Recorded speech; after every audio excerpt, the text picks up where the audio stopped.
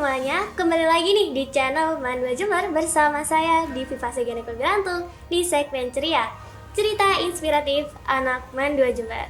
Nah, pada hari ini juga kita gak hanya kedatangan satu tamu saja, tapi dua tamu luar biasa nih teman-teman. Nah, yuk langsung saja kita sapa tamu undangan kita hari ini. Assalamualaikum Bapak. Waalaikumsalam warahmatullahi wabarakatuh. Nah, boleh nih Pak perkenalan diri pada sobat-sobat analisa yang lagi lihat di rumah. Halo sobat-sobat Mandua Jember, saya Dr. Ozairi, tim kurikulum Prodistik ITS. Baik, saya Muhammad Zainul Asrori, Wakil Prodistik ITS. Wah, dari Prodistik ITS Surabaya ya Bapak. Iya. Nah, jadi hubungan Prodistik dengan kurikulum di Mandua Jember ini apa sih Pak?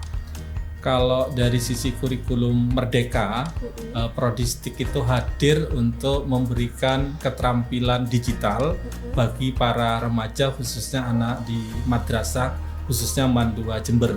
Jadi kurikulum Prodistik itu didesain untuk masa depan para remaja supaya bisa masuk dalam dunia kerja maupun perguruan tinggi. Salah satunya keterampilan yang masuk dalam kurikulum itu adalah keterampilan digital. Nah, jadi bagaimana Prodistik ITS ini memberikan bekal-bekal terhadap anak-anak remaja pada sekarang untuk di dunia kerjanya nanti? Nah, kalau Prodistik itu memberikan keterampilan baik itu hard skill maupun soft skill. Jadi anak-anak Prodistik itu tidak hanya terampil pada membuat produk digital, salah satunya misalnya desain grafis atau di bidang komputer perkantoran, atau mereka yang suka di bidang multimedia kayak broadcasting, pembuatan film dan seterusnya. Nah, ini nanti akan bermanfaat bagi adik-adik di Mandua Jember ini supaya bisa masuk dalam dunia kerja. Jadi kalau tadi kita ngasih kuliah tamu, harapan kami mereka setelah lulus dari MAN, mereka bisa masuk di perguruan tinggi yang mereka tuju dan mereka tetap memiliki minat bakat di bidang digital. Artinya mereka nanti bisa produktif ketika masih tetap kuliah. Walaupun mereka tetap kuliah, mereka tetap bisa mengembangkan keterampilan-keterampilan digital yang ada. Itu harapan dari Prodistik ITS untuk seluruh siswa Prodistik yang ikut di Mandua Jember. Nah, semoga bisa masuk ke universitas yang diinginkan ya Pak. Amin. Amin. Nah, lalu apa saja sih Pak yang ditawarkan oleh Prodistik ITS ini?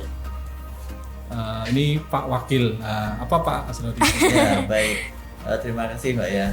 Jadi Prodistik ini memberikan layanan kepada madrasah aliyah termasuk juga SMA itu mengenai keterampilan bidang IT. Tadi Pak Ozairi menyebutkan secara spesifik yaitu tentang keterampilan digital. Nah, ada 8 bidang yang sudah ditawarkan ke madrasah maupun ke sekolah-sekolah, yaitu tentang multimedia ya, itu juga salah satu yang banyak diminati oleh MA, termasuk juga di dalamnya adalah editing video, desain grafis, kemudian juga ada pembuatan film dan seterusnya, ini bagian dari multimedia. Dan kemudian juga ada tadi komputer perkantoran, itu merupakan basic dari keterampilan digital ya. Sebenarnya itu semua yang sebelum belajar memilih bidang yang lebih lanjut itu perkantoran itu adalah merupakan satu bidang yang paling banyak diminati.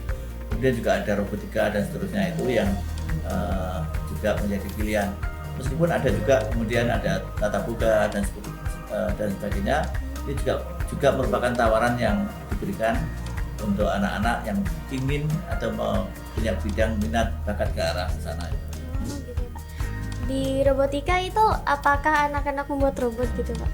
Nah, nanti Pak yang bidang kurikulum bisa menyampaikan. Jadi gini, luas sekali cakupannya sebenarnya, tetapi kebanyakan anak-anak ini mulai bagaimana ada sedikit coding dan juga kemudian mendesain bagaimana supaya robot itu bisa memenuhi kualifikasi tertentu yang diinginkan, ya misalnya kalau dalam lomba gitu ya. tapi anak-anak diberikan bekal yang mumpuni terkait dengan robotika selevel MA. Wah, ya. Wah, hebat sekali ya Pak. Jadi layanan-layanan yang diberikan oleh ITS ini juga bisa digunakan saat setelah lulus. Jadi nggak hanya digunakan pada saat SMA saja, bisa dikembangkan lagi, bisa untuk bekerja dengan orang atau bekerja sendiri seperti desain grafis itu ya Bapak, bisa dibuat untuk mempromosikan penjualannya ataupun bisa menjual jasa gitu ya Bapak. Ya. Jadi cukup keren ya Pak Prodistik itu. Iya. Ada yang menarik di Prodistik itu, kita desain kurikulumnya ini berlaku untuk seluruh bidang anak-anak yang ada di SMA maupun MA. Jadi mereka yang suka sains, yang bidang keagamaan, yang sosial, kami bekali mereka semuanya dengan teknologi IT. IT-nya yang terapan. Contoh misalnya banyak alumni kita ini yang jurusan keagamaan, ketika mereka lulus dari bidang keagamaan, mereka melanjutkan studi ke bidang keagamaan, mereka itu memiliki skill bidang digital, sehingga mereka memiliki value daripada teman-teman yang lain. Terus Prodistik itu juga bisa dipakai ketika mereka sudah lulus dari perguruan tinggi juga sebagai pendamping ijazah atau keterampilan yang sudah mereka miliki. Kalau anak-anak ini tetap mengasah keterampilannya setelah mereka lulus dari madrasah, terus di perguruan tinggi dia mengasah sendiri, maka manfaat dari Prodistik ini bisa jangka panjang. Iya. Sehingga ketika mereka melamar pekerjaan, ketika lulus dari perguruan tinggi, sertifikat Prodistik masih layak untuk mendampingi dia bahwa dia punya kompetensi di bidang komputer terapan atau bidang TIK terapan. Begitu. Jadi ada nggak sih Pak tips-tips untuk anak-anak Madua Jember dalam pengambilan jurusan agar tidak salah jurusan nih Bapak? Ya. Tadi kita sudah menjelaskan ada beberapa value yang harus dimasukkan dalam memilih jurusan. Yang pertama adalah minat, terus bakat dari para siswa, terus ada juga personality, jadi kemampuan mereka dan nanti ada value kehidupan mereka. Jadi mereka senangnya apa. Jadi jangan fokus pada perguruan tingginya, tetapi fokuslah kepada bidang minat apa yang Anda akan kembangkan, yang di situ ada peluang masuk dunia kerja lebih luas. Itu dari saya. Nah, kalau misalnya dari Bapak bagaimana? Oh iya, sama tadi kita sudah di kuliah tamu ya. Ya. Sebenarnya kalau memilih itu ada aspek penting yang selain tadi sudah dijelaskan bahwa minat, bakat, kemudian juga life value itu menjadi pertimbangan, tetapi ada baiknya juga kemudian mempertimbangkan ketika memilih sebuah jurusan itu ada di mana dulu ya. Iya. Di mana itu artinya bisa perguruan tingginya di mana, kemudian juga di kota mana. Oh. Ini karena ketika kita memilih itu juga ini faktor yang juga menentukan. Ketika kita misalnya dari Jember, misalnya kemudian memilih di Bandung atau memilih di Jakarta, gitu. Nah itu bisa menjadi pertimbangan. Apakah karena kebanyakan begini. Misalnya memilih di satu kota itu memilih yang ada family di sana itu bisa juga mendukung dia. Ini jadi pertimbangan. Nah karena itu sebenarnya selain ada pertimbangan yang sifatnya primer, itu ada yang sifatnya sekunder. Hidup di sana itu mahal atau enggak sih gitu ya? Iya, itu mahal juga Bapak. menyesuaikan. Jadi kalau kondisi itu perlu dipertimbangkan. Selain mungkin juga ada bagaimana ya biaya hidup di satu tempat itu bisa menjadi pertimbangan selain tadi hal-hal yang utama ya. Tentu saja jurusannya harus sesuai dengan bidang minat yang diinginkan. Iya. Tips dan trik yang tadi kita share kepada anak Mandua Jember adalah yuk dimulai melek untuk daftar perguruan tinggi di luar negeri dengan beasiswa. Jadi ambil dua kaki. Silahkan submit di luar negeri, nanti kita tetap ikut yang di dalam negeri juga. Tadi kami sudah ajarkan bagaimana cara membuat CV, membuat portofolio untuk daftar di perguruan tinggi luar negeri. Itu lebih besar peluangnya, ada di Malaysia, Brunei, Taiwan, terus ada di beberapa di ASEAN saja itu peluangnya besar. apalagi teman-teman dari MAN ini di Malaysia itu open sekali. Brunei itu banyak beasiswa yang tidak diambil oleh anak-anak MAN. Maka saran saya submit di luar negeri, submit di dalam negeri. Itulah strategi. Iya, jadi IT ini juga bisa apa ya Pak? Bisa leluasa gitu ya Pak. Sangat amat dibutuhkan tidak hanya di dalam negeri tapi di luar negeri juga sangat dibutuhkan ya Pak. Iya, Sehingga beasiswanya itu ada di mana-mana. Betul. Nah, jadi kita tetap harus melek IT ya Pak, Iya. agar tidak bingung untuk bagaimana kita melanjutkan masa depan kita nanti. Betul. Tadi ada anak yang tanya, Pak, saya bahasa Inggrisnya kurang gitu. Iya. Maka pilih ya luar negeri yang memang di situ campur-campur Melayu kayak gitu, sehingga nanti bahasa Inggrisnya tambah baik. Tapi kalau mereka bahasa Inggris atau bahasa luar negeri sudah full, silahkan bisa ke yang lebih baik gitu. Nah, Pak Asrori ini punya pengalaman di Jepang gitu. Wah. Gimana Pak Asrori itu? Terus bagian disampaikan oleh Pak Usairi, jadi sebenarnya pilihan itu sangat luas sekali ya. Mulai di lingkup terdekat sini di ASEAN, tapi juga kemudian di negara-negara yang memang full menggunakan bahasa Inggris gitu ya.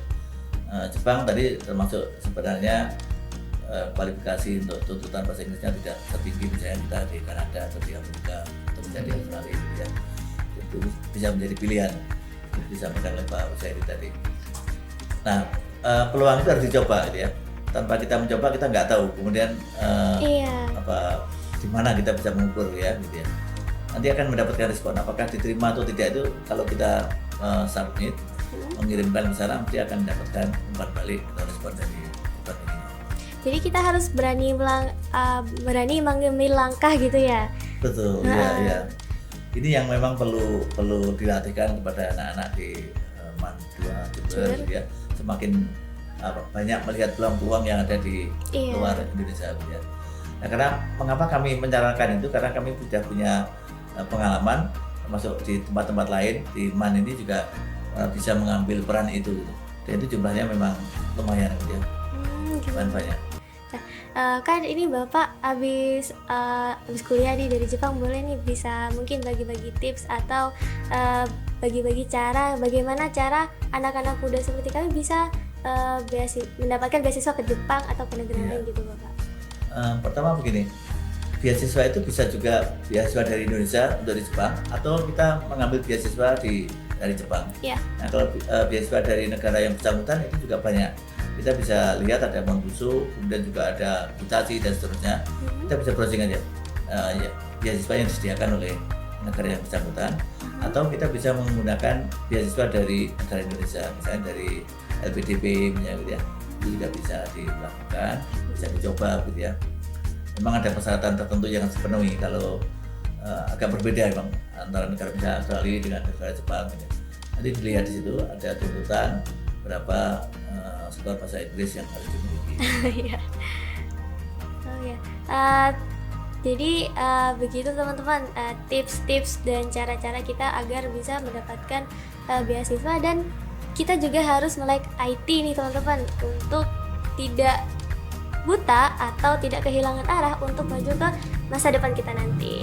Nah, jadi terima kasih Bapak telah meluangkan waktu dan bagi-bagi nih tips-tips sama sobat-sobat Indonesia yang ada di rumah. Nah, jadi terima kasih ya teman-teman sudah menonton dari awal hingga akhir. Kami pamit undur diri. Wassalamualaikum warahmatullahi wabarakatuh. Waalaikumsalam warahmatullahi wabarakatuh.